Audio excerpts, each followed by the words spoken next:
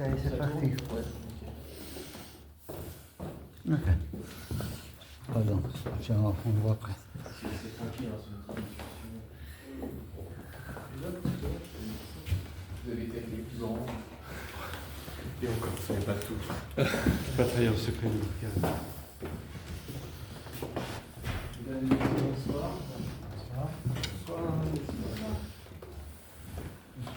Et bienvenue au Conservatoire Rachmaninov. La plupart d'entre vous connaissent déjà ce lieu. Je reconnais certains visages, certains habitués du salon, d'autres qui nous ont fait le plaisir et l'amitié de venir pour voir Michel Kadessi, ami de Nureyev, médecin, caméraman, confident, homme de confiance. Caméraman, c'était une fois. Enfin, c'est pas donné à tout le monde de filmer Sylvie William dans son Gisèle pour la première fois. Exactement. Et d'autres. J'ai fait fort au début. Et d'autres rôles et fonctions assez nombreuses et parfois inattendues qu'on découvre avec plaisir dans le livre pour lequel on vous reçoit aujourd'hui, Le crépuscule d'un dieu, publié chez Plomb, que vous aurez la possibilité de vous procurer à la fin de notre échange. On a une petite tradition dans ce salon littéraire, cher Michel, c'est que comme c'est un endroit, c'est un conservatoire de musique et de danse, on introduit toujours notre échange par un morceau musical. Et pour la première fois, puisqu'il est question de Nureyev, nous introduisons avec l'acte 1 de la Bayadère, avec les pas de Michel, de Michel Kadessi. Si vous voulez que je danse, je vous dis non tout de suite. Avec la chorégraphie donc de Rudolf Nureyev, interprétée par celle à qui je dois énormément, et notamment d'avoir connu ce lieu, Uliana Barrio, qui va commencer à vous interpréter donc l'acte 1, l'entrée de Nikia sur une musique de Léon Minkus. Attendez, je recommence.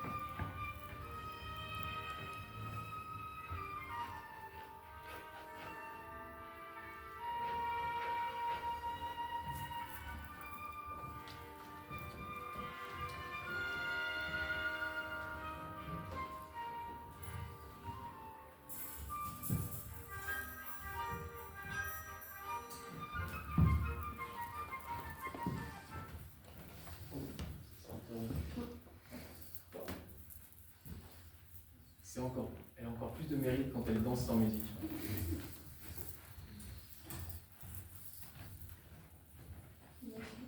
C'est comme chanter à côté. C'est ça. Bravo. Bravo.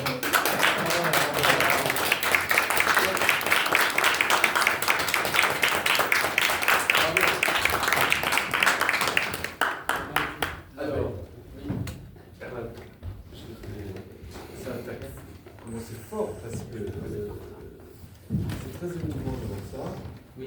Parce que le jeudi 8 octobre 92, j'ai donc assisté à la première de la Bayadère à l'Opéra Garnier, avec Rudolf de mes côtés, et qui s'était mis en tête de diriger aussi, comme il avait fait à New York quelques mois avant, à Roméo et Juliette, et il voulait diriger sa Bayadère.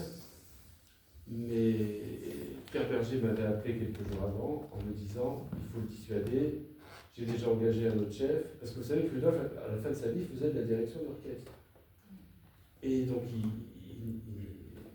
pouvais pas, effectivement, Pierre Berger avait raison, à la fois diriger et être là pour la première. Il risquait un malaise et on était très inquiets.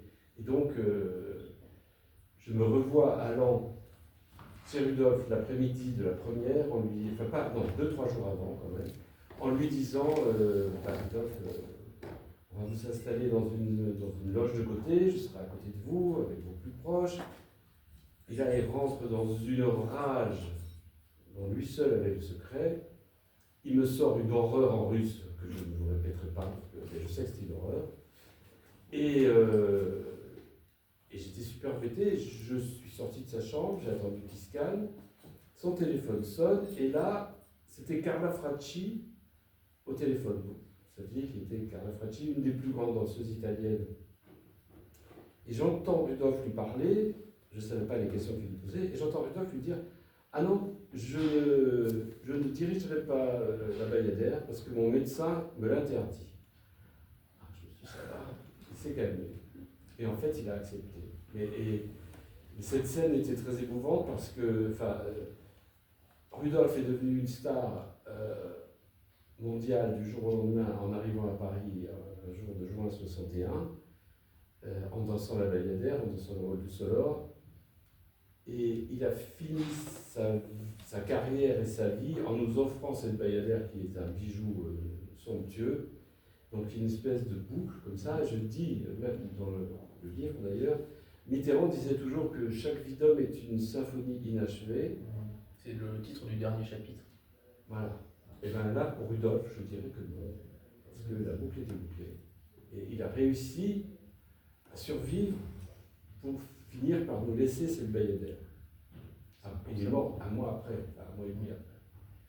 Voilà. C'est pour ça qu'on avait tenu à inaugurer ce salon avec la J'ai Bayadère. été pris d'une bouffée d'émotion parce que je l'ai vu une dizaine de fois la Bayadère. J'ai trouvé ça très touchant de faire ça. Voilà. Vous voulez vous dire ça pour commencer? C'est une belle introduction, merci. Voilà. Et donc le livre, le crépuscule d'un dieu, effectivement, on suit Nureyev par vos yeux, en fait, puisqu'on a beaucoup présenté cet ouvrage comme une biographie. C'est plus un témoignage du Nureyev que vous avez connu, le Nureyev des 12 dernières années, en fin de compte. Exact, 11 exactement. Oui, j'ai laissé passer 40 ans. J'ai connu Nureyev le 8 mai 1982. Donc vous voyez, ça fait un bail, et je l'ai accompagné jusqu'à sa mort le 6 janvier 1993. Donc, et je ne tenais pas du tout à faire une biographie, il y en a déjà des dizaines, et puis il y a celle d'Ariane Dollfus qui est vraiment très documentée, qui est très factuelle. Mon intérêt, mon but, ce n'était pas de vous dire que le 16 juin 1973, oui, il avait dansé au Metropolitan avec tel partenaire, etc. Non, j'ai voulu analyser qu'est-ce qui avait fait, quelle était cette alchimie qui a fait que je me suis trouvé là, près de lui, et que je l'ai accompagné jusqu'à sa mort. Voilà, c'était ça l'idée. Donc c'est vrai, c'est très personnel. C'est un ouvrage très personnel. À tous les titres d'ailleurs, parce que je me livre beaucoup moi-même, mais j'ai trouvé que c'était important de le faire. Hugues Gall, qui était l'ancien président de l'Opéra, qui est mort récemment, a dit à un de mes amis qu'il avait lu Le crépuscule d'un dieu, qu'il avait trouvé que c'était un livre honnête. Et moi, je trouve que c'est un très beau compliment, surtout que je crois pouvoir dire que c'est le dernier livre qu'il a lu avant de mourir 2 jours. Donc c'est quand même touchant. Ça a l'air de... Oui, tout à fait. Parce que pourquoi avoir attendu si longtemps avant de le publier alors? Puisque c'est un livre qui est paru l'année dernière et qui relate des événements qui datent il y a 30 ans. 30 ans, 40 ans même. Oui, ça commence il y a 40 ans et ça se termine il y a 30 ans. Oui. Parce que je relate un phénomène assez touchant aussi, je pense, dans le livre, c'est que ma première rencontre avec Rudolf, elle s'est faite par un film. Par le Valentino de Ken Russell. Je suis allé un jour de septembre 1977 voir ce film parce que j'adorais Ken Russell. Et le film commence où on voit Rudolf Nureyev qui joue le rôle de Rudolf Valentino allongé dans un cercueil. Et moi je vois ça, je ne connaissais pas encore Rudolf, enfin je connaissais la star qu'il était, et je ne me doutais pas que 15 années plus tard, j'allais moi-même assister à sa mise en bière dans un hôpital en plein mois de janvier de la région parisienne. C'était comme un signe prémonitoire. C'était ça. Rétrospectivement, je me suis dit que c'était un signe prémonitoire. Il y a des millions de gens qui ont vu ce film par le monde, mais il n'y en a qu'un qui l'a perçu comme ça. C'est étrange, c'est quand même une chose de fort. Beaucoup de symboles dans ce livre, notamment les deux fées dont vous parlez en introduction et qui sont présentes tout au long de l'ouvrage sous forme de ce qui arrive de bien, enfin de bénédiction et de malheur. Ouais. Et ce livre, finalement, comme la vie d'ailleurs en général, est une alternance de bonheur et de malheur, on pourrait dire. Ah bah oui, tout à fait. En plus, il y avait une autre raison pour laquelle j'ai souhaité utiliser, enfin je parle beaucoup des fées, des contes de fées, parce que pendant toute cette période où j'ai accompagné Rudolf, je passais ma vie à voir avec des signes, il y a des princes, des princesses, des fées carabosses, enfin tout son univers c'était féerique. Donc il était en train de construire des choses, une œuvre, avec des contes de fées. Et moi j'étais pris là-dedans aussi, dans ces contes de fées. Et puis sa vie, la fin de sa vie était elle-même un conte de fées qui se termine mal, mais je pense que c'était en cohérence. Le mot conte revient énormément dans l'ouvrage. J'ai pas compté, mais...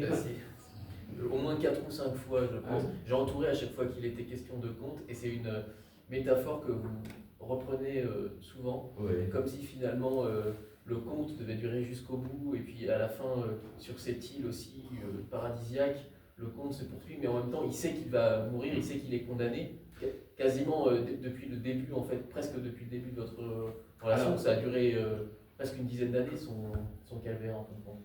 À peu près. Ouais. Son calvaire. Mais il y a eu une réflexion un jour quand alors, vous savez, il faut se remettre dans le contexte de l'époque. Vous êtes trop jeune pour avoir connu ça, mais moi j'étais tout jeune médecin, j'avais choisi la dermatologie parce qu'un de mes amis m'avait dit tu vas voir c'est super cool, on ne tue jamais personne, on ne les guérit jamais non plus. Donc c'est un métier, il n'y a pas d'urgence vraiment, il n'y a pas de garde et tout, c'est cool. Alors je choisis cette discipline, mais quelques mois après avoir eu mon diplôme, le sida commence à venir en France et en fait c'est ravage. Donc tout ça a été, comment dire, un phénomène dans lequel je me suis trouvé embarqué, quoi. Voilà. C'est toute la première partie du livre, je dirais jusqu'aux 50 premières pages. Nureyev n'est présent qu'en introduction, mais c'est plutôt vous qu'on suit, et notamment dans ces premières années à l'Institut Verne, où on découvre le sida, mais c'est en même temps une mise en abîme un peu de ce qui va se passer par la suite. Si vous voulez, on était dans un train roulant à vive allure. C'est ça. Au début, je me souviens avoir dîné un soir avec le professeur Willy Rosenbaum, qui deviendra par la suite, avec M. Montagnier, le pape du HIV à Paris. Et il me dit, tu sais, chez un de vos patients, en analysant un ganglion, on a découvert un virus nouveau, on ne sait pas encore, je crois qu'ils vont publier ça dans quelques temps. Et c'était le début de l'épidémie, c'était le démarrage, on ne le savait pas. C'était 82 ou 83 ? Oui, c'est ça, 83. Et les premiers tests sérologiques sont apparus un an et demi après, mais c'était expérimental. Et bon, de toute façon, c'est pas très grand secret que de dire que Rudolf est mort du sida, bien sûr, tout le monde le sait, c'est partout. C'est pour ça que j'ai attendu longtemps aussi. C'est que je voulais pas qu'il y ait cette histoire au milieu, j'étais médecin, enfin je suis. Bref. Mais c'est pour l'histoire en fait que j'ai fait ça. C'est les 30 ans de confidentialité du secret médical, on peut dire. Je sais même pas s'il y a 30 ans, on ne répétait pas méthodiquement, même, enfin, c'est... Le lendemain de la mort, on peut y aller, quoi. Non, pas du tout. Non, c'est éternel. C'est censé être éternel, mais j'avais envie de. Enfin, je ne m'étends pas là-dessus, le sujet est ailleurs. Le sujet, c'est on est bien obligé d'en parler parce qu'au départ, si vous voulez, quand il arrive ça, savait pas trop ce qui se passait. À l'époque, on disait qu'il y avait que 10% des patients qui étaient séropositifs qui allaient mourir. Puis on se rendait compte que plus le temps passait, plus la cohorte grandissait. Donc, voilà. Mais le sujet est ailleurs. C'est Et plutôt dans la Rudolf beauté. lui-même, alors oui, Rudolf m'a dit, à propos de ce problème de santé, quand on a su, il m'a dit, écoutez, c'est pas compliqué, j'ai ce problème, vous êtes mon médecin, je vous le donne, C'est ça, c'est votre problème. c'est votre problème, c'est plus le mien, moi pendant ce temps-là, je vais continuer à travailler. C'est Et ça. là, ça a marché, parce que ça a duré plus de 10 ans sans traitement, sans rien. Donc, D'ailleurs, on peut même dire que c'est parce qu'il savait qu'il allait mourir qu'il était obsédé par la vie, finalement. oui, il était dans une espèce d'urgence permanente. Et bizarrement, j'ai jamais vu Rudolf dépressif. Il y avait des accès parfois de tristesse, mais c'était plutôt lié au tracas que lui faisait l'administration de l'Opéra de Paris, par exemple, quand il était en pleine répétition, et qu'il y avait quelqu'un d'un syndicat qui lui disait c'est fini là, alors qu'il était en train de faire répéter un solo ou un ballet, enfin un morceau d'un ballet, ça nous mettait hors de lui, ça devait lui rappeler peut-être l'administration soviétique. À la CGT de l'Opéra Garnier, il a toujours une assez mauvaise réputation aujourd'hui. Ah bon, c'est vrai? Oui, tout à fait. Je sais pas, oui, ça n'a pas changé d'ailleurs, ça l'agaçait beaucoup ça. C'était le côté français qui ne l'aimait pas.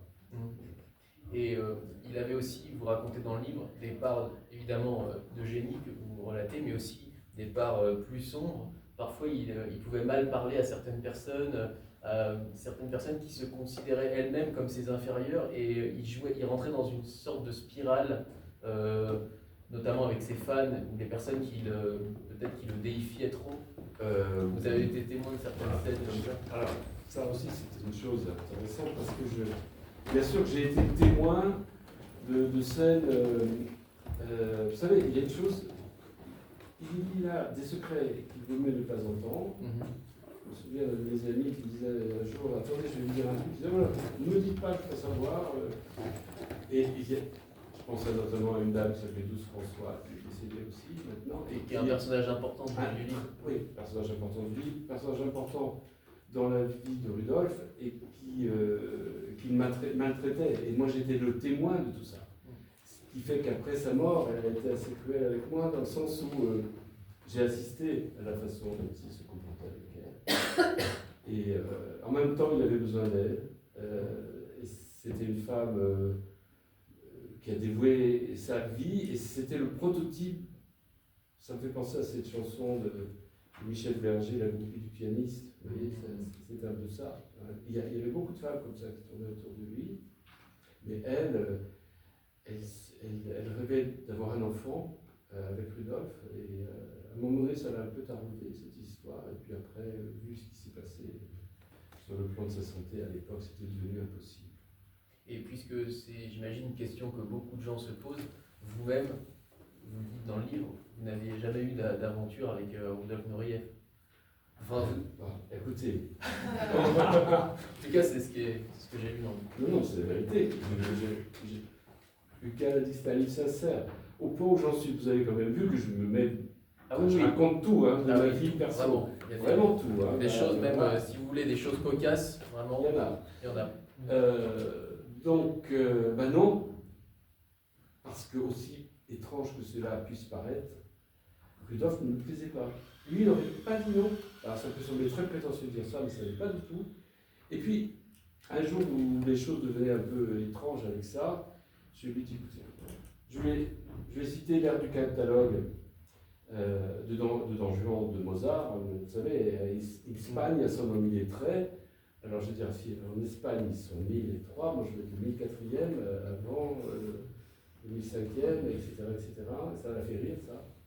Pour dénouer une situation avec le Rudolf, il fallait toujours utiliser une référence culturelle ou quelque chose d'amusant, et ça, il adorait. Surtout pas se prendre au sérieux. Voilà. Ah non, surtout pas. C'est la raison pour laquelle je l'ai accompagné, parce qu'on riait beaucoup tous les deux. Et d'ailleurs, ça m'a semblé une chose très touchante, c'est que quand il est mort, vous savez ce qui me manquait le plus, c'était les fous rires et son rire. Quand il éclatait de rire, il avait une chose, son visage était complètement transfiguré, c'était un ange, alors qu'il pouvait être parfois difficile, mais c'était son humour m'a tout de suite beaucoup montré.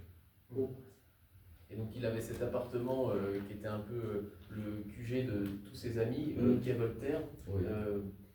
Vous êtes retourné d'ailleurs dans cet appartement Non, parce que la fondation Nureyev l'a vendu assez vite.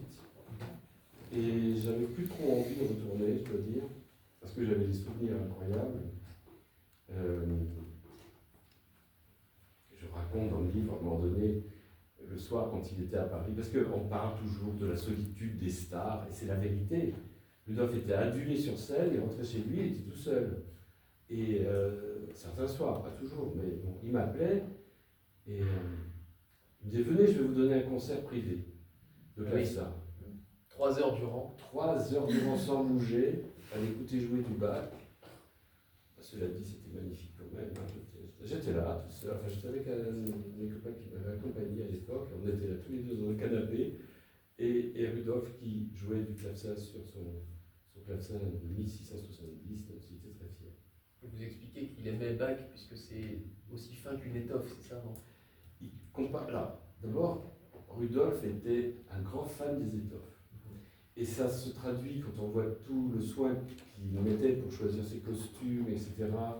C'était vraiment, il achetait des étoffes partout. Il y en avait des coffres pleins. Et il disait, la musique de Bach, l'union de geste à la parole, il disait, voilà, c'est comme ça, un petit sage. Il parlait de mathématiques. Et c'est pour ça qu'il adorait la musique de Bach. Il trouvait que c'était le plus grand de tous les compositeurs. Même plus grand que certains Russes dont il s'est servi dans ses ballets, comme Prokofiev, etc. Enfin, moi j'ai une tendresse particulière pour la musique de Prokofiev parce que c'est la musique de Roméo et Juliette que j'adore. Je le dis parce qu'en plus, ici on est au conservatoire Rachmaninov, mais. Tout à fait, on est au conservatoire Rachmaninov. Vous avez une histoire, vous m'avez raconté aussi. Effectivement, dont on a découvert l'année dernière qu'il avait été professeur 1 an et demi au conservatoire russe. Donc voilà. Mais pour en revenir à votre livre, oui, tout à fait, il était obsédé par la vie, par l'urgence de vivre et de créer. Et dans votre ouvrage, on retrouve aussi beaucoup d'aphorismes dignes de grands moralistes, en tout cas moi qui m'ont beaucoup parlé, et notamment vous dites « Vieillir, c'est croire que tout ce qui nous reste à vivre, nous l'avons déjà vécu ». Et donc ça vous a frappé cette phrase? Oui, parce que du coup on peut dire que Nureyev n'a jamais vraiment vieilli en fait. Non, il n'a jamais vraiment vieilli. Il avait toujours un moteur. En fait, sa seule grande passion, son amour, c'était la danse, c'était son métier, c'était ça son moteur. Je m'en suis servi d'ailleurs.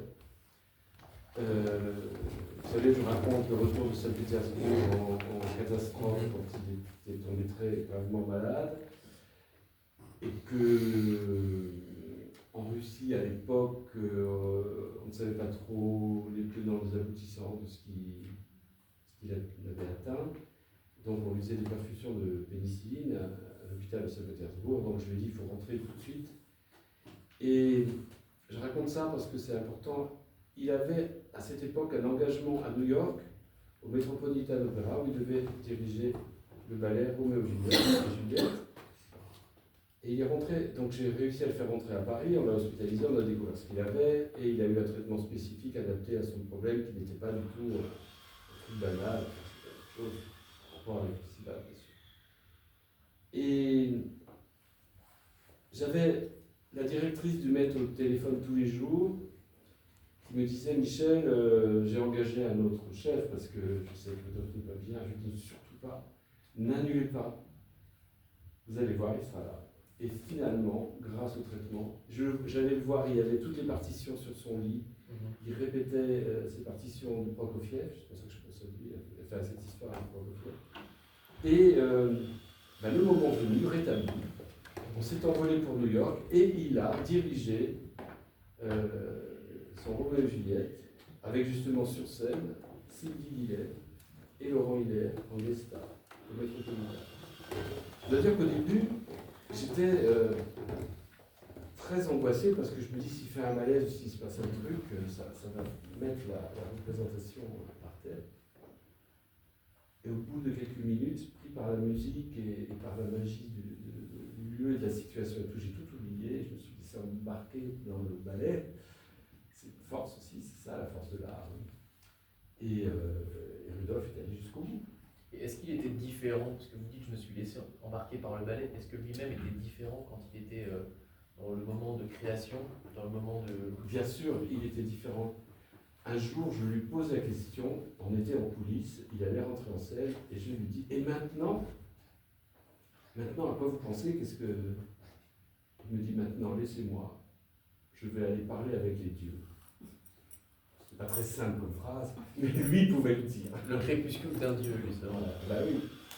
I'm going to talk to the gods. C'est ça, mais il faut parler anglais avec lui. Tout le temps. Puisque dans le livre, toutes les citations de Nureyev sont dans la version originale, on peut dire. Alors, mais la question qu'on se pose, c'est quand même, après 20 ans passés en France, il ne parlait pas français. Il ne parlait pas très bien français, mais j'ai toujours eu le sentiment qu'il réservait ses efforts à d'autres choses. C'était pour lui la solution de facilité avec moi, parce que je parle anglais à peu près bien. Et donc, il me parlait tout le temps d'anglais. Il vous appelait Doctoress. Oui. Oui, il m'appelait Doctoress tout le temps. Ouais. C'était touchant. Et aussi une chose qui parcourt tout le livre, c'est qu'on peut dire que vous êtes l'un des très rares à avoir eu une relation presque d'égal à égal avec Nureyev, puisqu'on l'a dit tout à l'heure, il prenait quand même pas mal de gens de haut. Par exemple, il allait vous raconter dans le livre, bon, il y a quantité d'anecdotes comme ça, il pouvait être assez dur avec les gens. Quelqu'un vient le voir un soir dans un restaurant, il dit bon monsieur, vous pouvez rester à ma table que si vous m'offrez une bouteille de champagne. Attendez. Ah oui, c'est ça. Et donc là. la personne achète une bouteille de champagne, vient l'offrir à Nureyev qui dit ah, ce n'est pas du Dom Pérignon, vous pouvez rester que 5 minutes. Il a dit exactement, il a sorti la bouteille de sous, il a regardé, il a dit it's not Dom Pérignon. 5 minutes. Ah oui, même pas une phrase complète. Même pas une phrase complète. Ah oui, donc avec vous, par contre, il avait une relation qui était beaucoup plus qu'une relation d'un patient à son médecin, mais qui était une relation... Il mélangeait tout. Je veux dire, au départ, c'était ça. Moi, j'étais tout jeune médecin, j'avais à peine 30 ans, j'étais quand même un peu impressionné de rencontrer Nureyev. Et puis très vite, il y a eu des liens d'amitié qui se sont créés. Et je partais tout le temps en vacances avec lui, je l'ai accompagné partout. Et on avait vraiment une relation très, très amicale. Mais cela dit, il doit y avoir un truc particulier, c'est que ça m'est arrivé avec d'autres personnes. Puis quand vous êtes médecin, les gens se confient, au bout d'un moment, vous créez une relation différente. Avec Jackie Kennedy. Jackie Kennedy, je l'ai connu grâce à lui. Je ne peux pas dire que c'était une amie, mais je l'ai rencontré et le soir du Roméo et Juliette au Met. Vous voulez que je raconte l'histoire? Oui. Donc j'étais assis dans ma loge, j'étais avec un ami qui m'avait accompagné, et cet ami me donne un petit coup de coude discret comme ça, il me dit ah, regarde qui est à côté là. Et je vois quelqu'un de dos qui se tourne et je reconnais Jackie Kennedy. Et je me dis mon Dieu, alors là vous savez tout ça, vous avez tout qui vous revient, le petit tailleur rose taché de sang, qu'elle a gardé toute la journée, etc. Bon. Et bon, je pensais en rester là. Mais quand le spectacle s'est terminé, quand Roméo et Juliette est terminé, la directrice du Met est venue dans ma loge, elle m'a pris dans ses bras, elle m'a embrassé en me disant we made it, he made it, bon, on a réussi, il a réussi, enfin bon. Et elle me prend par le bras, elle me dit venez, je vais vous présenter à quelqu'un. Et je ne savais pas à qui, d'un seul coup je vois qu'elle me traîne jusque devant Jackie Kennedy. Elle me présente, pardon, je vais vous sembler modeste, mais bon, j'avais 30 ans à l'époque. Elle me dit, you're so young. Et alors, elle se tourne, elle était avec ses amis, elle dit, voilà, en français, voilà comment ils sont les Français. Voilà, ils sont jeunes, beaux et talentueux. Voilà. J'ai pris ça, j'étais là. Et cette dame, qui était quand même... Pas n'importe qui. Voilà. Il y a eu une réception après. Elle était fatiguée parce qu'elle est morte l'année d'après. Elle est morte, pardon, l'année d'après. Et j'étais très touché parce au moment de partir, elle n'a pas voulu rester très longtemps. Et elle a traversé toute la salle avec tout le monde était là pour venir m'embrasser et me remercier de ce que j'avais fait pour lui. Parce que Même si Rudolf avait dirigé, il n'en demeurait pas moins que tout le monde savait, il y avait une espèce d'émotion contenue dans la salle. On savait que c'était la dernière fois qu'il était présent à New York, d'ailleurs, il est mort 6 mois après. Mais j'ai trouvé ça très touchant de la part de cette femme. Voilà.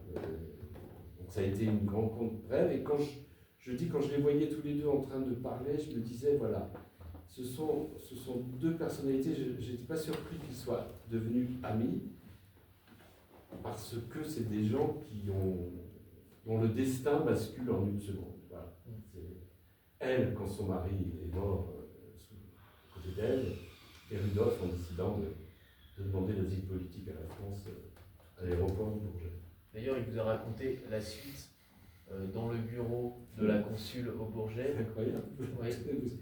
Qu'on va peut-être pas raconter parce que ça fait un peu de teasing, comme ça les gens vont se procurer le livre pour découvrir. Mais voilà, c'est aussi un livre pour l'histoire avec le grand H. Parce qu'on fait des découvertes quand même qui ont, même si c'est pas une biographie purement historique comme vous l'avez dit, il vous a quand même raconté des moments qui sont des moments historiques. Il m'a raconté ça, ce qui s'est passé dans un bureau, parce que quand il a demandé l'asile politique à la France, donc il lui a été accordé, mais il y a eu un dernier entretien avec des gens du KGB, et notamment, me dit-il, une femme qui était là, très désagréable, et qui lui a dit la vérité. Elle lui a dit, vous vous rendez compte de ce que vous êtes en train de faire, votre famille va être ostracisée, ils seront bannis, c'est ce qui s'est passé d'ailleurs, évidemment. Et je ne peux pas vous dire ce qu'il lui a dit, mais il a dit, enfin bref, il a prêté tous les noms. Pour ceux qui parlent russe, Pizda, voilà. Ah, vous voyez, pardon, hein. Moi je sais ce que ça veut dire, et c'était sa grande insulte, ça. Je suis content que ce soit vous qui l'ayez dit. Voilà, Ça m'a. C'est pas soulage. Et si vous êtes d'accord, comme c'est un salon littéraire et que je trouve que ce livre a aussi, en plus des multiples anecdotes, des multiples histoires dont il regorge aussi une vocation littéraire, je trouve qu'il est très bien écrit. Eh bien, si vous êtes d'accord, je vais lire un extrait de votre ouvrage. Rudolf était entré dans mon existence par un signe du destin.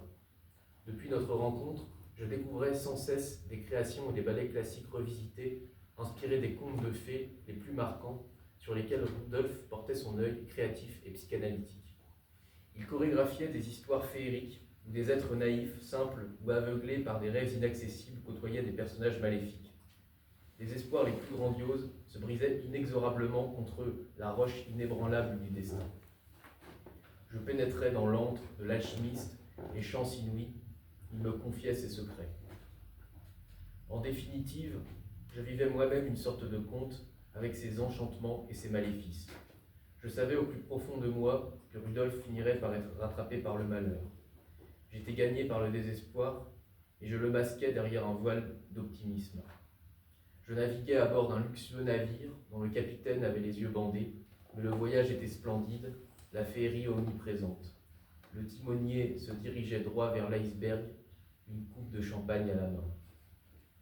Dans mon quotidien, j'étais comme une éponge gorgée du fiel de la détresse des autres.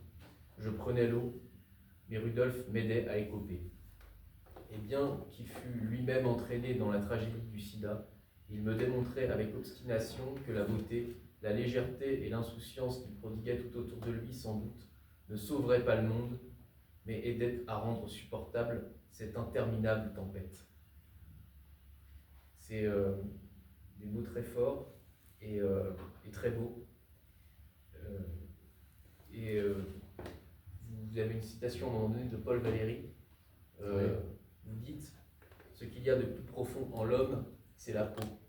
Et par ailleurs, c'est une citation qui est amusante aussi, puisque vous êtes aussi dermatologue. Oui. J'étais au théâtre un jour, et j'assistais à une pièce de Paul Valéry, je ne sais plus le titre. Et c'était Pierre Arditi qui était sur scène. Et puis, il dit cette phrase. Et je me suis dit, waouh, quelle phrase, c'est extraordinaire. Surtout que c'est tellement vrai que, être un peu technique, mais quand l'embryon se forme, il y a 3 couches au bout de quelques semaines. Ectoderme, mésoderme, endoderme. Ectoderme veut dire la peau, mésoderme, les viscères, et l'endoderme, le système squelettique. Et au bout d'un moment, il y a un morceau de l'ectoderme, c'est-à-dire un morceau de peau, qui rentre à l'intérieur du corps et qui devient le cerveau et les nerfs. Donc c'est vous dire que la peau et le psychisme sont étroitement liés tout au long de la vie. Donc cette phrase de Paul Valéry, qui ne connaissait peut-être pas ce détail scientifique. C'est incroyable, puisque la grande Catherine avait dit à Diderot, lors de leur fameuse discussion en français. Il est venu la voir, tout à fait. Alors que Voltaire n'a pas voulu. Voltaire n'a pas voulu, et quand la grande Catherine recevait donc des heures durant Diderot lui exposait ses grandes idées philosophiques, et la grande Catherine lui avait répondu « Mais moi, monsieur le philosophe, je travaille sur la peau des gens. » Il avait dit ça. Ça, je ne savais pas. C'est extraordinaire. Et donc vous avez connu Nureyev dans sa peau presque, dans son intimité, dans son quotidien. Et donc c'est quelque chose de très rare, et c'est pour ça que c'est un témoignage précieux que vous nous livrez aujourd'hui. Quand je vivais ça dans l'instant, je ne me disais pas, mon Dieu, je suis avec Nureyev, etc. Mais en fait, c'est notre éditeur commun, Jean-Luc Barré, qui un jour m'a dit, c'est comme si tu avais connu la Calas, il faut que tu laisses une trace, il faut que tu racontes cette histoire. Je l'ai fait. Entre parenthèses, à propos de Calas, je suis allé voir son film. Ça m'a ému dans le sens où le film n'est pas extraordinaire, mais de voir cet appartement dans lequel elle vivait, ça m'a rappelé beaucoup de choses à Rudolf, c'est-à-dire c'est le luxe et la beauté mélangée, parce que Rudolf avait l'appartement du quai Voltaire était extrêmement raffiné, les meubles étaient en bois de Carélie, il y avait beaucoup de toiles de valeur, etc., de choses très belles, elle aussi d'ailleurs, mais il y avait cette atmosphère à la fin de mort qui rôde. J'ai retrouvé ça dans ce film, c'était très touchant de voir ça la semaine dernière. Et la mort ne rôdait pas tout le temps, c'est comme vous disiez tout à l'heure quand on préparait cet entretien, il y avait des moments d'extrême joie et ça alternait en fait, c'était un petit peu les dents de scie, quoi. C'était un petit peu voilà, le grand 8. C'était le grand 8, et même, ce qui était, je vais vous raconter une autre anecdote qui est dans le livre, d'ailleurs c'est au moment où Rudolf, à la fin, quelques jours avant sa mort, me dit maintenant je vais faire ma propre médecine, je vais partir. Il avait une maison à Saint-Barthélemy dans les Antilles françaises, et donc je l'ai laissé partir avec un entourage médical, mais moi je suis resté à Paris parce que j'avais quand même aussi d'autres patients qu'il fallait que je m'occupe. Et j'étais harcelé par la presse anglaise qui voulait absolument avoir un entretien avec lui, etc. Et moi je ne voulais pas. À la fin de ce séjour, qu'on a dû d'ailleurs écouter parce que son état s'est aggravé, j'avais dit à la presse, enfin aux journalistes anglais, ils sont terribles les journalistes anglais pour ça, que M. Rudolf arrivait tel jour à Roissy par un vol qui venait des Antilles. Mais c'était pas vrai, évidemment. Et Rudolf arrivait le lendemain, en fait. Et quand je suis allé le chercher, il sortait donc dans son fauteuil roulant, parce qu'il avait mal à marcher. Et je lui dis, Rudolf, je lui dis, vous savez, je suis content de ce que j'ai fait. J'ai tendu un piège à la presse. Ils sont venus hier, il n'y avait personne. Et là, je me suis pris une volée de bois vert. Il me dit, mais pourquoi vous avez fait ça Oui, parce qu'avant, vous aviez dit innocemment quelque chose à la presse, en disant que vous travailliez, enfin vous étiez un ami de Nureyev, et ils avaient réutilisé ça à votre insu. Oui. Donc après, il vous a dit, mais méfiez-vous des journalistes, ah, oui, ça, ne leur dites rien, ouais. parce que c'est oui. un journaliste d'ailleurs qui vous parle, surtout ne faites pas confiance aux journalistes. J'étais tout jeune, je débarque, je ne savais même pas ce que c'était. Vous leur lâchez quelque chose. En fait, ça c'était en Espagne, quand on est parti en tournée. Et j'ai une jeune femme qui s'approche de moi, j'étais dans les coulisses, et qui me dit, est-ce que je vois que vous êtes proche de M. Nureyev, est-ce que je pourrais avoir une interview avec lui? Et je lui dis, vous savez, il a été trop travaillé, on ne va pas, seulement pas. Ah bon, mais vous, qui êtes-vous? Enfin, tout ça, et moi, naïvement, un peu bêtement, je commençais à lui raconter des trucs. Et le lendemain, je me promenais avec Rudolf dans la rue, il y avait un monsieur avec un journal sous le bras qui m'a raconté tout ce que j'avais dit. En off, comme on dit. Voilà.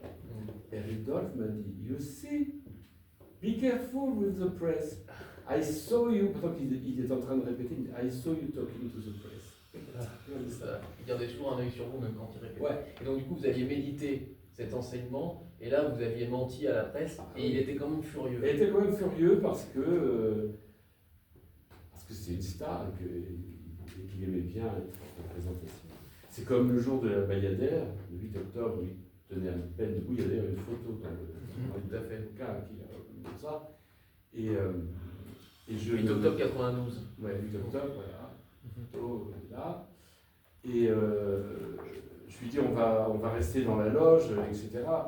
Et Rudolf me dit non, on va aller se promener. Et à l'entracte, je savais que tout le monde allait que tout le monde, enfin, on pouvait plus garder le secret, quoi.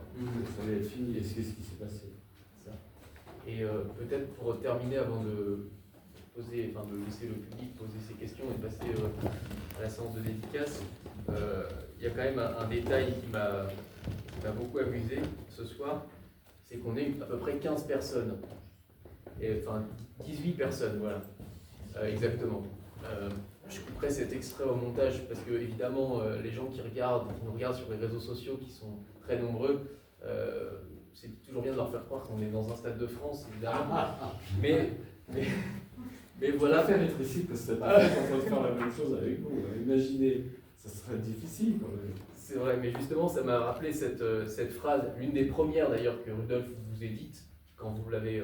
Enfin, l'une des premiers rendez-vous, l'un des premiers rendez-vous avec Rudolf, il vous dit vous savez, il faut toujours respecter le public. Ouais. J'ai déjà dansé dans des stades immenses, devant des milliers et des milliers de personnes, mais il m'arrive aussi d'avoir une douzaine de spectateurs. Peu importe le public, un artiste doit toujours mettre la même énergie, le même engagement dans son art, ne jamais mépriser ceux qui le regardent. C'est à cela que l'on reconnaît un grand artiste. Donc, Michel Canesi, vous avez été un grand artiste ce soir. Merci.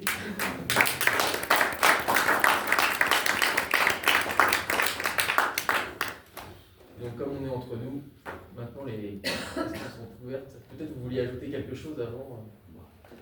Je crois qu'on a évoqué beaucoup de choses. Non, comme ça. Ça va. C'était une chose qui a marqué, enfin, cette rencontre, cet accompagnement, cette amitié. Évidemment, ça a marqué ma vie, fer rouge, et encore, et Rudolf nous manque encore aujourd'hui, bien sûr. C'est pour ça que c'était une façon, en écrivant ce livre, de lui rendre un dernier hommage et de laisser une trace, voilà, de cette histoire. Oui, c'est très beau, c'est ce que vous dites dans l'introduction. Alors, que reste-t-il de son passage sur cette terre? Qu'avons-nous gardé de lui? Est restée son œuvre immense, insensible au temps, comme une collection de pierres précieuses conservant par-delà les années son incomparable éclat. Donc c'est un peu ce que vous avez essayé de faire dans ce livre. Oui. J'espère y avoir par moments réussi. En tout cas, moi j'ai trouvé que c'était très réussi. Et ça va au-delà des amateurs de danse, puisque moi c'est vrai que je m'intéresse à ce sujet, mais au-delà de ça, je pense que c'est un livre qui est très humain et qui est avec beaucoup de sensibilité. Donc, c'est un livre surtout aussi qui relate une époque. Tout à fait. Cette époque, je dis à la fois merveilleuse et épouvantable, quoi. Donc, mais ce sera ça la conclusion, c'est que je me suis rendu compte, en écrivant ce livre, que ça a été une chance pour moi parce que j'étais en train de sombrer aussi avec mes patients, parce que c'était épouvantable d'accompagner tous ces gens pour lesquels je n'avais que des bonnes paroles à leur prodiguer en croisant mes doigts derrière mon dos en disant pour que ça dure, qui tiennent. Donc voilà, cette rencontre avec Rudolf m'a aidé, comme vous l'avez cité dans un extrait aussi, c'est un conte de fées. Donc ça m'a aidé à rester la tête hors de l'eau pendant toutes ces périodes. Parce qu'il y a beaucoup de médecins qui ne pensent pas à ça, qui ont fait des burn-out. D'ailleurs, le mot de burn-out a commencé à être prononcé à cette période. Oui, parce que comme vous le disiez, vous n'attendiez pas à avoir. Vous disiez la dermatologie c'est tranquille, et du jour au lendemain, à l'Institut Berne, vous voyez arriver des centaines de gens pour lesquels vous ne pouvez presque rien faire. Avec une chose épouvantable, c'est que je voyais 4-5 fois par jour des jeunes garçons, pour la plupart de 24-25 ans, qui arrivaient tout guillerets, qui me montraient claque sur la peau en me disant qu'est-ce que c'est ça, docteur? Et moi je savais que c'était un sarcome de Kaposi qui était un marqueur du sida, que je ne vois plus du tout aujourd'hui d'ailleurs, heureusement, enfin quasiment plus. Et il y avait un hiatus extrêmement difficile à vivre entre le moment où moi je savais, eux ne savaient pas. Et j'étais juste avant le moment de bascule, vous savez, quand vous devez annoncer une mauvaise nouvelle.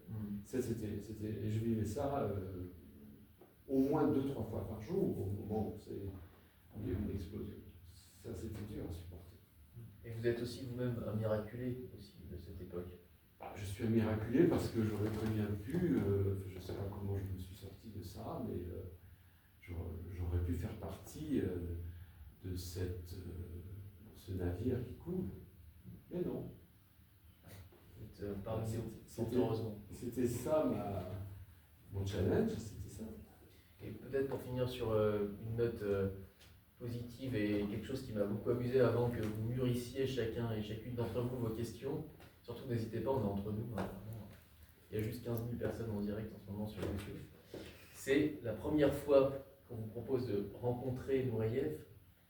Vous êtes en train de faire votre roast beef chez vous. Oui. Et la personne qui est au téléphone dit bon, c'est maintenant, Nureyev, roast beef, the choice is quickly made.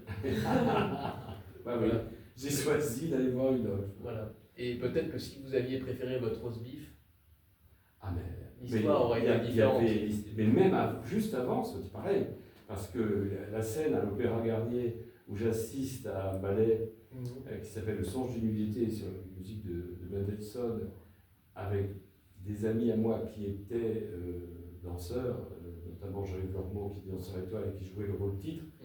Vous savez, à la fin, on allait les voir pour les embrasser, et c'est là qu'il me dit écoute, je dois dîner avec un vieil anglais qui ne parle pas un mot de français, ça m'épuise, s'il te plaît, viens dîner avec nous. Je lui dis ah non, je suis fatigué, je rentre.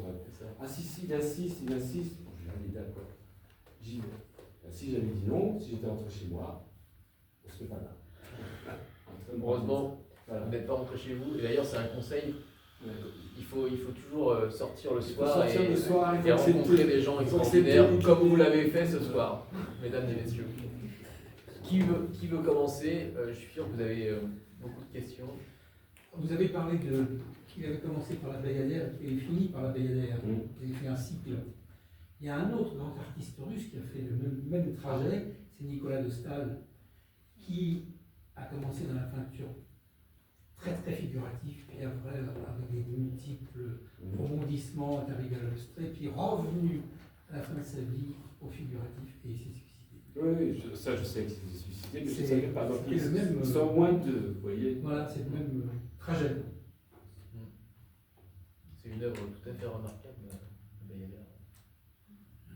Il s'est suicidé, je crois, il a sauté par une fenêtre, non? Oui, en Antibes. Antibes, hein, sur la côte d'Azur. Ça va, il y a pire endroit pour se jeter par une fenêtre.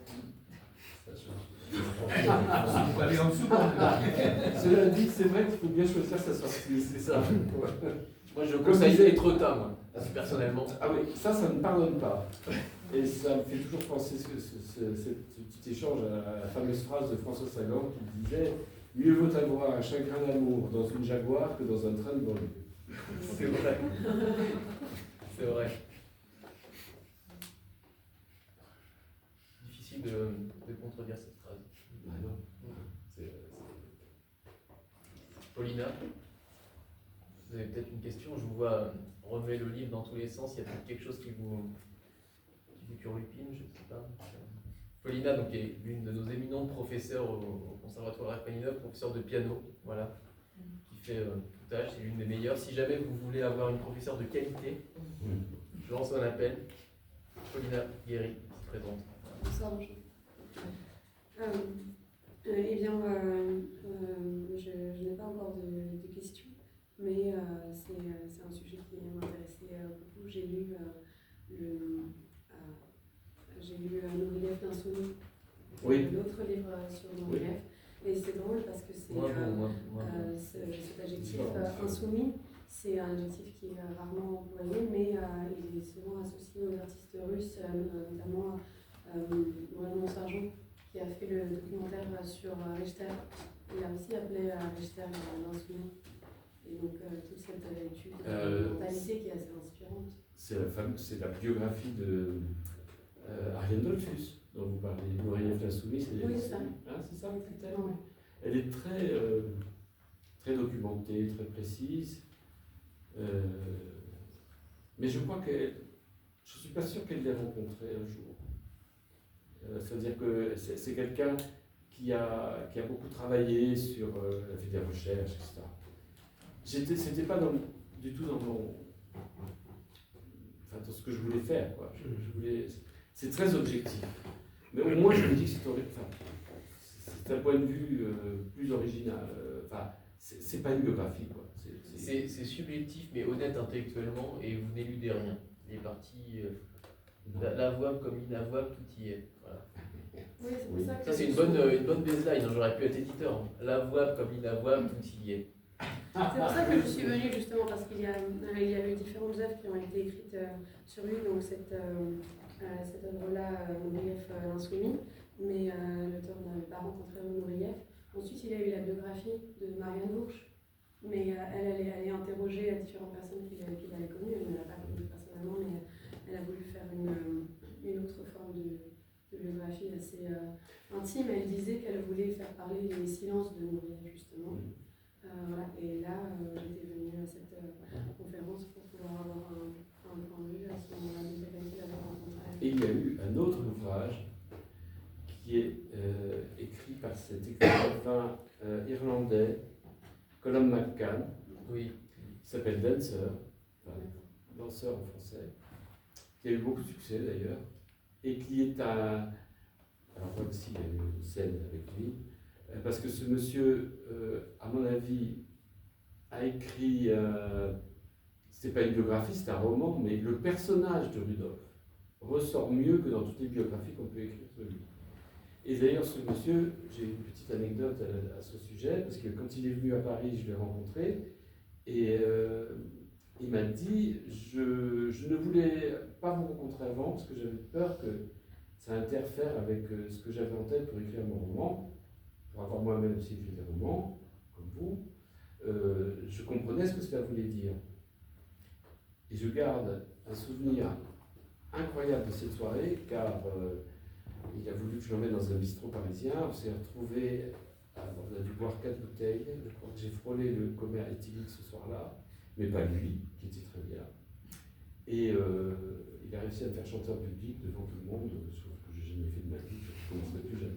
Donc Colum McCann, c'est en tout cas, je vous conseille la lecture de son roman, qui est magnifique. Alors on a une autre éminente professeure du conservatoire Rachmaninov qui est ici, qui est une professeure de danse, qui s'appelle Anna Nikolaeva, voilà, qui enseigne dans cet établissement et qui est très inspirée aussi par Nureyev. Alors justement, moi je vais vous poser une question. Qu'est-ce qui vous reste de Nureyev ? Qu'est-ce que... Vous, je suppose que vous, vu votre âge, vous ne l'avez pas connu. 65 ans. 35. 35, oui.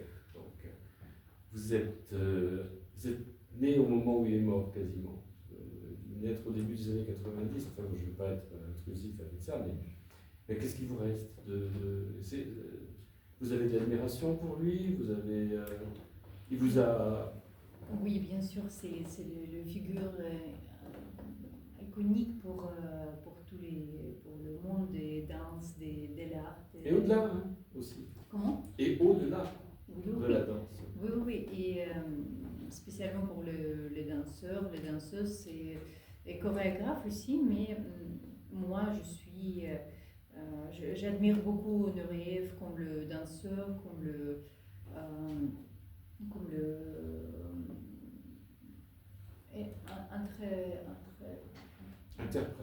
interprète de danse.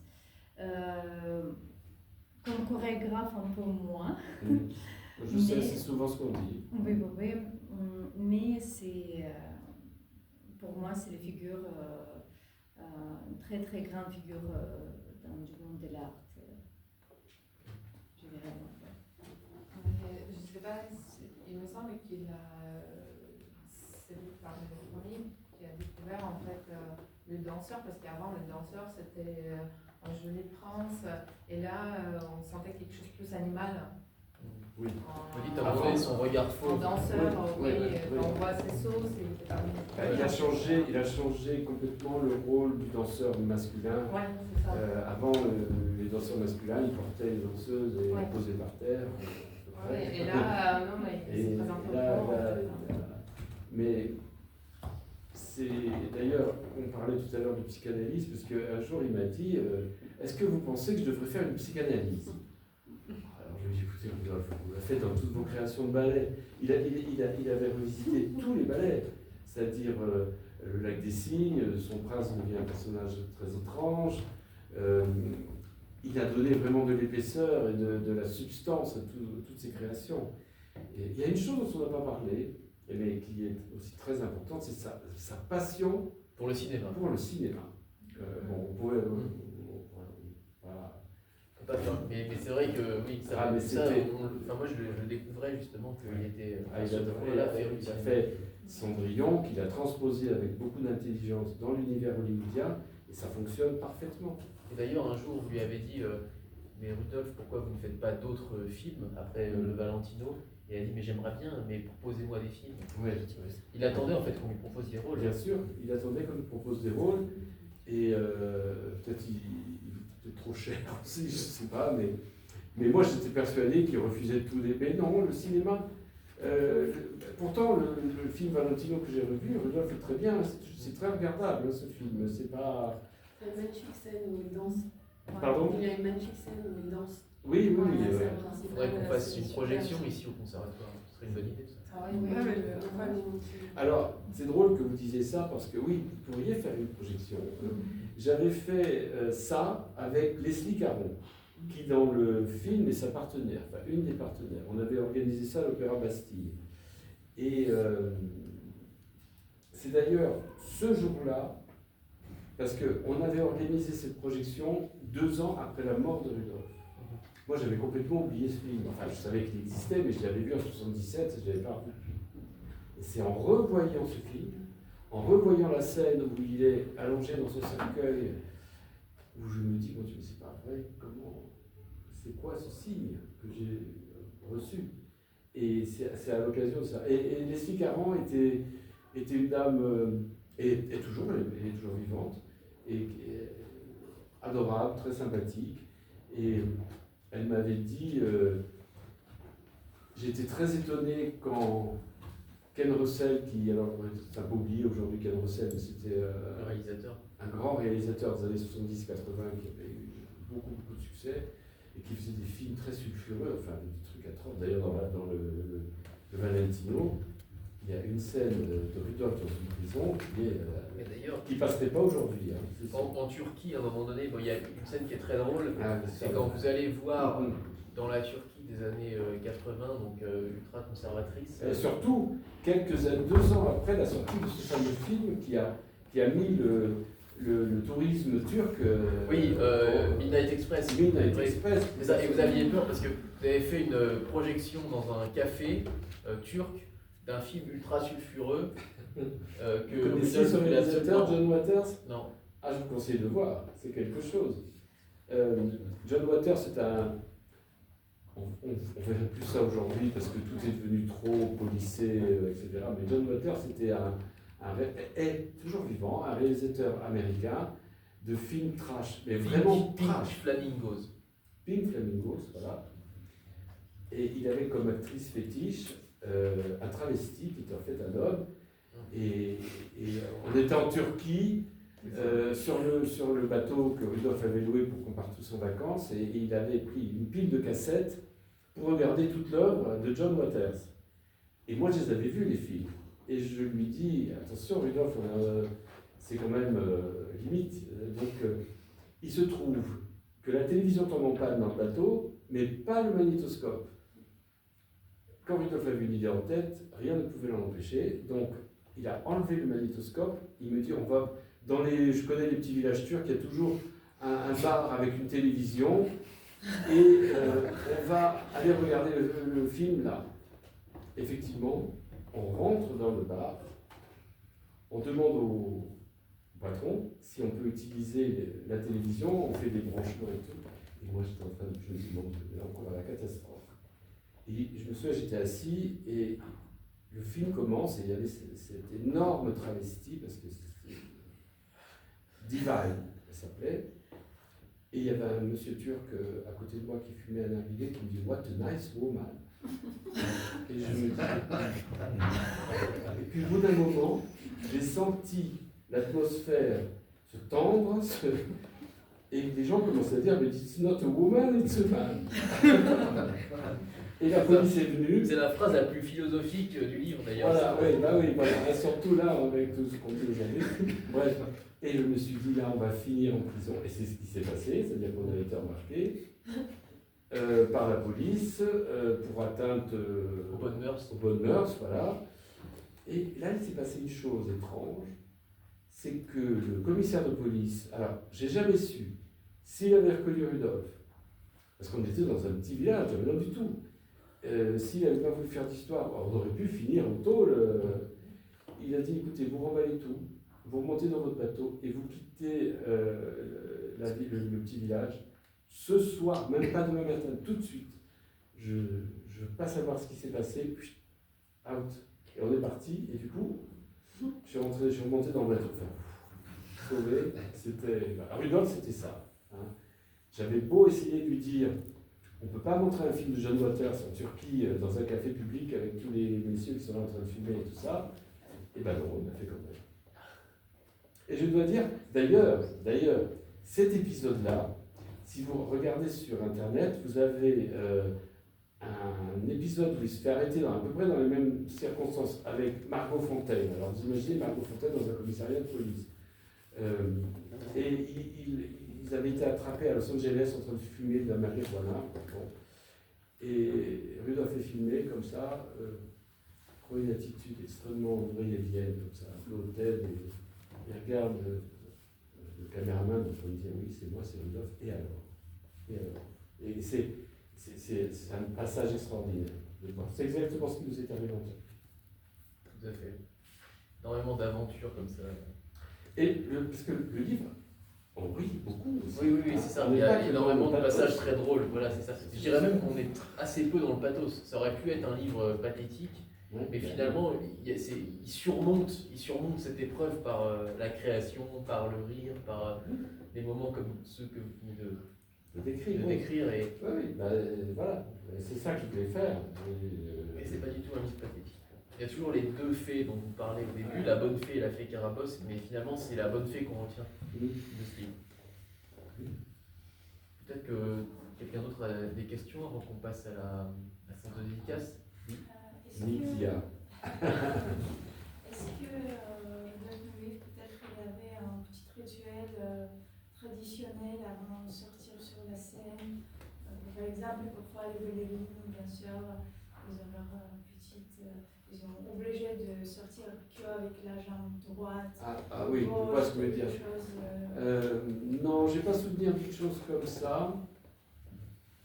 Pour Rudolf, non, il a des superstitions, des superstitions scéniques, on pourrait dire. Oui, non, il n'y avait pas ça. Il y avait d'autres choses étranges qui se passaient dans les coulisses et dans les. Par exemple, je me souviens, mais ça c'est cette grande danseuse étoile, Noëlla Pontois, qui me l'a raconté. Elle me disait, avant d'entrer en scène, j'avais l'impression d'être avec Dracula et qui me pompait toute mon énergie.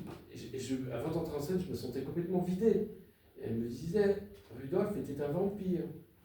Et cela dit, je l'ai senti aussi, parce que, à savoir, moi-même, j'ai mis plusieurs mois à reprendre un peu, parce qu'il était énergivore à moi. C'est son magnétisme, c'est ça?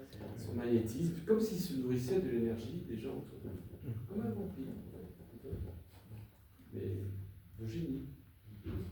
Et vous acceptiez volontiers ce traitement de vous faire aspirer par le vampire C'est pas ça, mais c'est que j'ai jamais été dans son univers, disons, professionnel. Donc il me respectait beaucoup. C'est ça. En fait, vous étiez un peu le seul qui était vraiment en dehors. J'étais complètement en dehors. D'ailleurs, un jour, il y avait une anecdote. On devait partir, je l'avais rejoint à Orly, on devait partir à ce fameux voyage à Valence où il est retourné.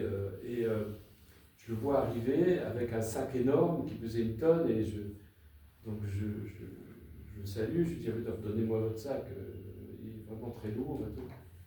Et il me dit ah non. Il me dit laissez-moi le porter.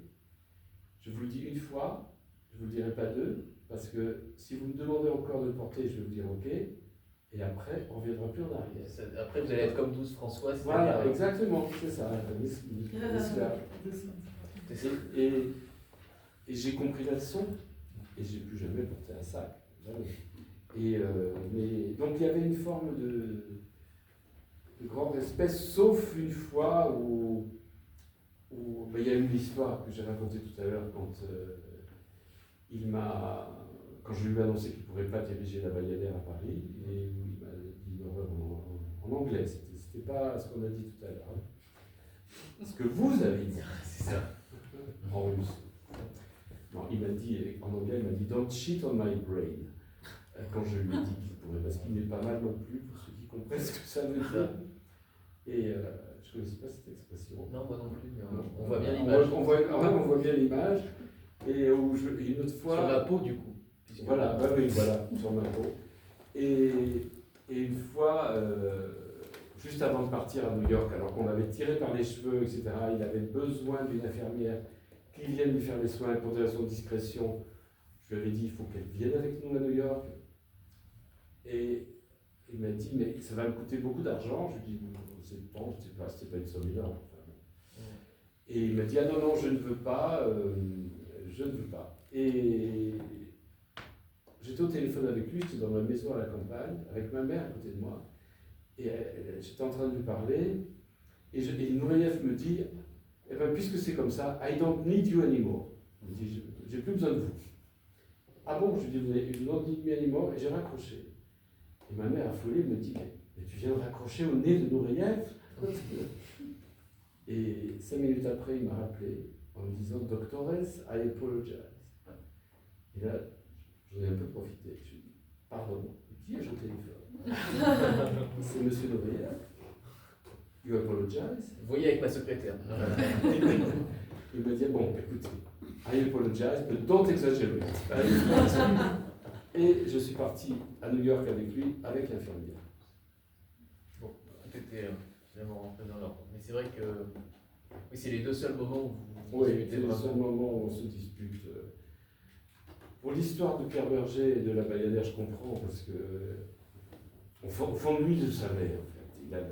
Donc c'est pour ça que ça a duré un quart d'heure, mais une orage folle, mais un quart d'heure. Et Carla Fracci est venu sauver la situation. Il y a une galerie de personnages assez importante, Patrick Dupont, qu'il n'aimait pas. Il disait votre gloire nationale, mais de manière un peu. Ah oui, très péjorative. Et il me disait. En fait, Rudolf avait un problème, c'est qu'il était une telle star qu'il ne supportait pas le déclin. Il avait la même attitude avec Baryshnikov. Il me disait. Ne regardez pas son film. Oui, il m'avait interdit d'aller voir son film Soleil de nuit à Genève pendant qu'on était là-bas. Mais j'ai transgressé le dictat, je l'ai fait. Le film n'est pas très bon d'ailleurs, mais enfin, on voit quand même Baryshnikov danser. Et il m'a dit, il m'a tout volé à Saint-Pétersbourg, mes chorégraphies, mon style, tout. Mais en fait, je me rendais compte qu'il était un peu jaloux du fait que Baryshnikov était en pleine gloire au moment où lui, il avait 10 ans d'écart, je crois qu'ils ont à peu près 10 ans d'écart. Et pareil pour Dupont. Dupont, il me disait oui, he turns, parce que Dupont était très célèbre pour ses tours à l'italienne, il faisait avec la jambe comme ça. Et bon. Il lui avait trouvé un petit surnom. Il disait he turns, c'est like a washing machine.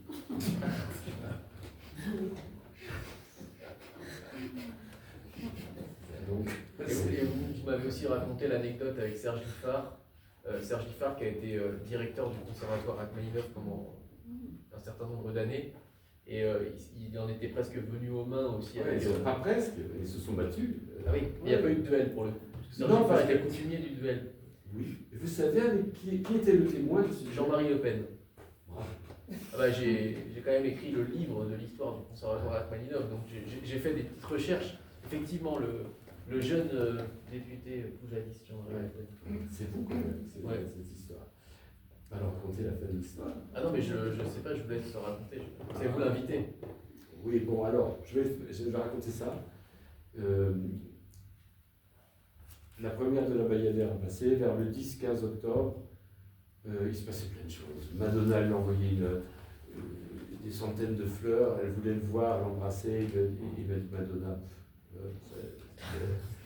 Donc il l'a pas reçu, parce que tout ce qui était variété, c'était pas de lui. Voilà. Et les choses n'allant pas très bien, son avocat vient de New York pour régler ses affaires. Et l'avocat m'appelle, il arrive à Paris, de New York, et il me dit est-ce que vous pouvez demander à M. Nureyev où il souhaite être inhumé? Alors, je lui dis écoutez, je sais bien qu'il n'y a plus beaucoup d'espoir, mais je suis quand même son médecin. Si vous avez le médecin qui rentre dans une chambre en disant en fait, vous êtes c'est pas très encourageant. Je lui dis c'est à vous de faire ça, parce que vous êtes là, vous allez lui faire signer les papiers pour sa succession, etc. Il me dit oui, mais je ne connais pas les cimetières parisiens. Je dis c'est pas compliqué. Vous avez le cimetière du Père-Lachaise, le cimetière de Montparnasse ou le cimetière de Sainte-Geneviève-des-Bois. Éventuellement, donc il rentre, il ressort un quart d'heure après, en me disant il a choisi Sainte-Geneviève-des-Bois. Bon, je dis très bien. Et il me dit mais qui est Serge Giffard? Alors, bon, l'avocat américain, il ne connaissait pas, donc je lui explique, je lui dis mais pourquoi vous me dites ça? Parce que Rudolf m'a dit, attention, surtout pas à côté de Serge Giffard. Je dois dire que malgré, comme je vous ai dit tout à l'heure, la gravité de la situation, j'ai éclaté de rire. Voilà, c'est ça l'humour de Rudolf. Même. Mais là, est-ce que c'était vraiment de l'humour Oui, quand même. Oui. C'était de l'humour. Parce qu'il savait quelle importance, vous voyez ce que je veux dire. Et en fait, sa volonté a été respectée. Parce que je ne sais pas si vous avez déjà visité le cimetière. Si, j'ai vu la tombe de Serge Giffard, mais je n'ai pas vu celle de Nureyev. Alors, c'est la plus belle de tout le... Je sais, mais... Ouais, je sais, mais bon, le cimetière était grand, j'avais une liste de noms à regarder, mais j'y retournerai. Elles ne sont pas très loin. D'ailleurs, on est obligé de la restaurer souvent parce qu'il y a des femmes qui arrachent des tesselles de la mosaïque de la... C'est un très beau... comment dire, un kilim, un tapis, parce que Rudolf adorait le kilim, et c'est Ezio Frigerio, le décorateur de la Bayadère et de son, je crois aussi, son Roméo et Juliette, je ne suis pas sûr, enfin en tout cas la Bayadère sûre, qui a décidé son tombeau. Il faudra qu'on y retourne en regardant la tombe de Nureyev cette fois, parce que c'est vrai que c'est quand même un notoire, mais qui va bientôt être réparé. Merci beaucoup. Est-ce qu'il y a d'autres questions peut-être?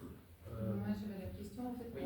est-ce qu'il vous a parlé, parce que c'est vrai que par rapport, moi j'ai pas lu, j'ai vu les films sur lui, et on a l'impression que voilà, il a obtenu cette liberté en France, il est devenu riche, il n'aurait jamais gagné cet argent en fait en Russie, en Union soviétique, et il a raison parce que on sait comment ça se passait.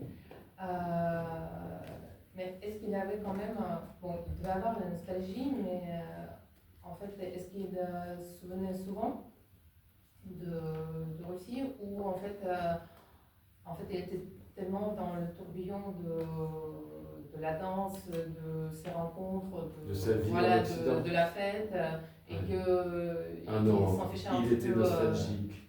Il était blessé à mort d'avoir laissé sa famille là-bas, surtout sa mère. Est-ce qu'il a été sa mère en fait par rapport à sa maladie, ou elle est partie déjà, je me rappelle. Je sais pas si non, je pense pas. Non, il est retourné. J'ai un souvenir très précis parce que il me l'avait pas dit parce que c'était top secret. Mais quand Gorbatchev était au pouvoir, il l'a autorisé à retourner en Russie une première fois pour aller rencontrer sa mère. Et Rudolf était terrorisé à l'idée de retourner en Russie, ayant peur d'être incarcéré, ce qui aurait pu arriver. Donc il avait pris toutes les garanties. Il était parti avec des diplomates français qui n'ont pas lâché d'une seconde pour l'accompagner jusqu'à Oufa, sa ville d'enfance, je ne dis pas sa ville natale parce qu'il est né dans un train. Et quand il a vu sa mère, après, pendant ce temps-là, pendant qu'il était là-bas, moi, il m'avait prêté son appartement à New York et j'étais à New York. J'étais dans le Dakota, l'appartement où John Lennon a été assassiné. Il habitait là-bas à New York. Et quand je suis rentré à Paris, je suis allé le voir, et je l'ai questionné, je lui ai dit comment ça s'est passé avec votre mère, etc. Il me dit, n'en parlez pas. Et donc, je lui ai dit, mais bon, je n'ai pas insisté, mais après j'ai su qu'elle lui aurait dit, est-ce que vous avez connu, j'ai un fils qui est en Occident, alors il n'a jamais su si elle divaguait ou si c'était intentionnel de lui dire qu'elle ne le reconnaissait pas et qu'elle ne voulait pas, qu'elle n'était pas la joie de le revoir, tellement ils avaient souffert. Mais toute sa vie, il a envoyé de l'argent, il a envoyé avec, il y avait des tas de danseurs qui faisaient leur tour, il y avait des échanges entre la Russie et le monde occidental, et il a essayé il a envoyé beaucoup d'argent. Mais effectivement, Rudolf, je pense, vous avez dit un truc tout à l'heure ça m'a rappelé une petite anecdote. Quand il est mort, il était très riche, évidemment, mais il me disait, pour se moquer de moi, il me dit, vous qui êtes un fils de bourgeois français, vous ne savez pas ce que c'est que d'avoir 2 pommes de terre pour finir la semaine. Et donc, quelquefois, ces choses-là ressortaient. Et je pense qu'au fond de lui, il avait très peur, alors qu'il avait vraiment une fortune colossale, de replonger dans la misère de son enfance. C'était une obsession pour lui. Oui, il racontait que ses parents n'avaient rien, que sa mère, quand elle n'avait plus rien, elle allait vendre des morceaux de ses vêtements. Oui, tout ça c'est vrai, on n'imagine pas. Je veux dire, vivait dans une toute petite maison avec un sol en terre battue, ce genre de choses. Et c'est d'ailleurs une chose, vous savez, par mon métier, je suis amené souvent à rencontrer des gens très connus, ou des gens moins connus qui s'imaginent être très connus. Et le fait d'avoir fréquenté Rudolf, je me dis, voilà ce que c'est qu'une vraie star. Parce qu'il est parti de ça, et par son talent, par son énergie, par son génie, il a conquis le monde, la planète. Alors, quand je vois parfois dans mon bureau arriver un influenceur avec 3 gardes du corps pour ne pas être agressé dans la rue, ça fait sourire. Parce que vous êtes, on pourrait vous appeler, d'ailleurs ça aurait pu être le titre du livre, le médecin des étoiles. Tiens, vous avez la science des titres, hein, parce que tout à l'heure aussi vous m'avez dit un truc comme ça. C'est le ce que je vous ai dit tout à l'heure. C'est à propos de ce qu'on disait sur notre... ça va faire une aparté, mais sur le titre du Boomer. Ah oui, bien sûr, votre prochain livre, sur lequel, on va commencer à travailler aujourd'hui. Voilà. Et donc, vous dites à un moment donné, ma relation avec Rudolf eut des répercussions inattendues sur ma pratique médicale. Mon nom circulait à l'opéra et je vis défiler dans mon cabinet bon nombre de danseurs, maîtres de ballet, costumiers et autres professionnels de la danse. Dont la ballerina assoluta dans Gisèle, Yvette Chauviré, tout à fait, qui venait me voir en consultation et qui restait 1h30 à me faire Gisèle. C'est ça, et elle était Gisèle. Elle était Gisèle en me donnant tous les détails techniques, comment il fallait tenir la main, qu'il fallait rajouter un voile mauve dans le tutu pour qu'elle se différencie un tout petit peu des autres Gisèles dans l'acte blanc. Enfin, des choses incroyables. J'étais là, j'étais un peu tendu quand même, parce que la secrétaire m'a envoyé des messages en me disant la salle d'attente est pleine à craquer, et vous avez mademoiselle Chauviré qui est en train de vous faire le 2e acte. C'était difficile d'interrompre. Et en même temps, c'est des souvenirs merveilleux, tout ça. Jusqu'à quand Nureyev a réussi à danser malgré sa maladie Ça, c'est une bonne question. C'était une force de la nature, quand même. Oui, alors disons que c'est devenu vraiment problématique à partir des années 89, 9, 10, D'accord. c'est-à-dire 2-3 ans avant sa mort, où comment dire, la critique était terrible avec lui. Ah oui, évidemment. Parce qu'il ne savait pas ce qui se passait, et lui dansait plus pour lui, pour se maintenir en vie. Et c'est un peu comme Calas qui perd sa voix, quoi. C'est la même chose. Est-ce qu'il y a d'autres questions? J'ai une petite question qui est par la curiosité. Peut-être que je vais me lancer. On peut se permettre toutes les Allez-y, curiosités. allez-y. Non, mais parce que c'est la première fois que j'ai entendu qu'à priori, il y avait certaines femmes qui voulaient faire un enfant avec lui. Et est-ce que, je sais pas, est-ce qu'il vous a parlé que, je sais pas, il a eu une relation, parce que, bon, on n'entend pas parler qu'en fin de compte, il a eu l'enfant. Et donc, je sais pas s'il y a quand même quelque part, on ne sait jamais. Un enfant de Rudolf? Non, je ne crois pas. Parce que c'est aujourd'hui, ce serait manifesté avec un test ADN, c'est vite fait. Mais non. Il y avait, notamment, je parle de cette femme, Douce François, qui rêvait d'avoir un enfant avec lui, qui, d'une façon assez naïve, elle s'habillait comme un garçon, elle coupait ses cheveux très courts, enfin. C'était un peu pathétique. C'était pathétique parce que le désir ne se maîtrise pas. Voilà. Mais Rudolf avait, il avait quand même un peu de tendresse pour elle, mais à la fin de sa vie, Il ne l'avait pas invité sur l'île, à la compagnie. non, il n'a pas invité sur l'île. Et moi, j'avais été invité. Elle était allée m'acheter des tulles au marché Saint-Pierre pour éviter que les moustiques nous piquent pour faire des... Mais je la soupçonne de leur avoir donné des coups de couteau dans le tulle pour que les moustiques s'insèrent quand même, parce que je suis rentré de l'île un monstre. Vers moustique. Mais elle avait percé que le vôtre ou celui de Noyette aussi? Non, parce que Rudolf, les moustiques... il n'avait pas pris. Il n'avait pas pris. Ils arrivaient à 19h30 tous les jours dans cette île. On n'a pas parlé de l'île Galée, c'est ça. Mais les moustiques ne piquent pas les soviétiques. Ah bon? Oui. Ah bah non, c'est pour ça.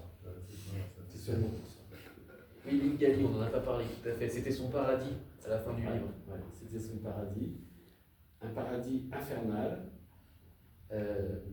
Un jour, je vais le voir, quai Voltaire. On s'arrête là après. Et il me dit, est-ce que... regardez, je viens d'acheter une île, il me montre des photos, je vois une île, et il me dit, c'est l'île de Léonide Massine. Enfin, il y avait toute une tradition comme ça de chorégraphes russes, et enfin, c'était l'île, Nijinsky, il y avait séjourné à l'époque des ballets russes.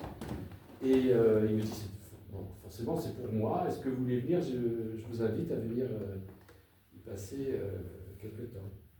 Alors je dis, bon, avec plaisir. Et il me dit d'ailleurs, regarde, achetez Paris Match, vous allez voir, il y a 6 pages sur, sur moi, d'interview, avec des photos. Et alors je me précipite en sortant, j'achète Paris Match, je commence à lire le truc. Et là, la journaliste lui dit, mais est-ce que vous ne vous sentez pas trop seul dans votre île? Ah non, non, pas du tout. Est-ce que vous avez des gens qui viennent vous voir? Oui, j'ai quelques amis privilégiés qui viennent. Et vous êtes dit, je suis. Et je suis dans les privilégiés. Sauf que les moustiques aussi étaient des privilégiés. Ça, je ne savais pas encore. Ouais. Et le séjour dans l'île était épouvantable parce que on était, enfin, c'était vraiment, il y avait les moustiques, mais il y avait autre chose. Il y avait une dame qui s'appelle Marie-Suzanne Soubi, qui était sa secrétaire, enfin, son assistante à l'opéra, qui me dit, Michel, si vous voulez vous baigner, allez-y très tôt le matin. Je ne peux pas vous dire pourquoi, mais vous allez vite comprendre. Et donc, moi je me lève pas le matin très tôt, donc vers 11h je descends pour me baigner autour, on est en pleine Méditerranée, et je vois à peu près 150 bateaux tout autour de l'île, qui, avec ça de fioul qui flottait à la surface. Et c'était les premiers méfaits du surtourisme, avec en plus des bateaux qui venaient passer la journée, et j'entendais les haut-parleurs. Questa è l'isola di Nurli. Donc les gens venaient, parce que c'était l'île de Rudolf, et on ne pouvait pas se baigner, parce que le bateau était tout autour. Naples n'est qu'à quelques encablures, même pas une heure de bateau, et donc les gens, c'était leur lieu de passer la journée. Donc, Rudolf, lui, était dans son île. L'île était l'île des sirènes. C'était là que les fameuses sirènes qui ont voulu rendre fou Ulysse habitaient, dans la mythologie grecque. Et lui, voyait que ça. Le passé glorieux avec avec Nijinsky, Leonid Massine, Diaghilev, enfin, tout ça, tout son univers, quoi. Et il ne voyait pas là. Il était beaucoup dans la tradition et dans le classique, et très peu finalement dans la modernité, contrairement à l'image qu'il a pu laisser. Alors ça c'est très vrai, il n'était pas du tout moderne pour ces maisons étaient toutes décorées de façon très classique, très grandiloquente, que ce soit New York, que ce soit Paris, il y avait une ferme aussi en Virginie, il y avait des hommes de partout. Mais il avait une chose pour laquelle il était très moderne, c'était la technologie. Les gadgets. Balbutiante à l'époque. Les jet ski, ces choses. Vous vous souvenez de tout. Incroyable. J'ai d'ailleurs, enfin là je ne peux pas le montrer, mais on a exhumé un petit extrait de 15 secondes où je suis en train de conduire, enfin, pas le jet ski, mais il avait acheté en Turquie une petite machine comme ça, ça ressemblait à un obus. On s'accrochait derrière et ça vous traînait en haut comme ça, etc. Et j'avais jamais vu ça avec pas. Et pareil, le jet ski, c'était nouveau à l'époque, il n'y en avait pas beaucoup. Donc il adorait tout ça.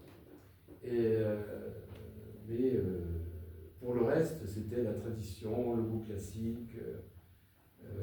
Son appartement de Paris était, comme je vous disais, décoré avec du bois de Carélie, des très jolis bois jaune genre Charles X, des choses extrêmement raffinées.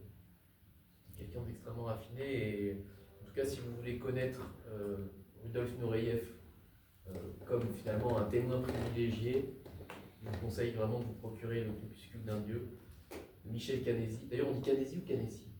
Canesi. Canesi. Non, corse, bien sûr. Bien sûr.